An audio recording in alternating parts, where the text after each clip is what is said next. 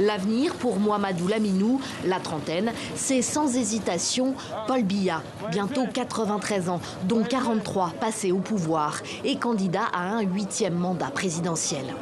Et nous savons au Cameroun que le président Paul Biya est un homme de parole.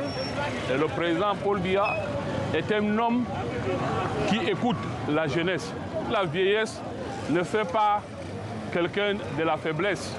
Quand on est vieux, on est sage et on sait diriger les jeunes et les moins jeunes aussi. Lui milite au RDPC depuis ses 18 ans. Le parti au pouvoir organise ce jour-là à Ngaoundéré, dans le nord du pays, un grand meeting pour lancer la campagne présidentielle. La place des fêtes est bondée. Les motos-taxis de la ville ont été réquisitionnés contre rémunération et tiennent leur rôle avec enthousiasme.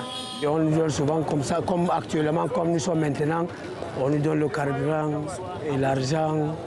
Surtout comme nous, il y avait le t-shirt, il y avait le drapeau, pour les motiver aussi, pour lui montrer que nous sommes avec lui et peut-être qu'il va nous changer notre avis. Près de 60% des Camerounais ont moins de 25 ans. Ils n'ont connu que Paul Biya, au pouvoir depuis 1982.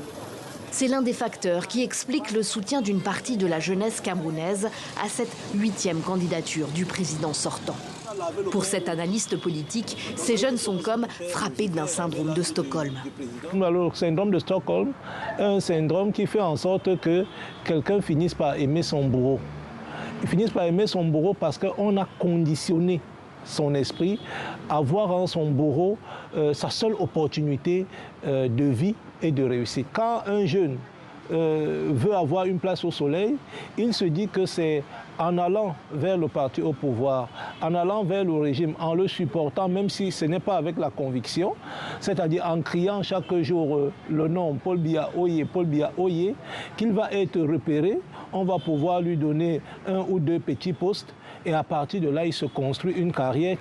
Mais selon lui et nombre d'observateurs, beaucoup de jeunes Camerounais, qu'ils soient éduqués et diplômés ou qu'ils vivent de petits boulots pour s'en sortir, ne se retrouvent pas dans cette énième candidature Biya.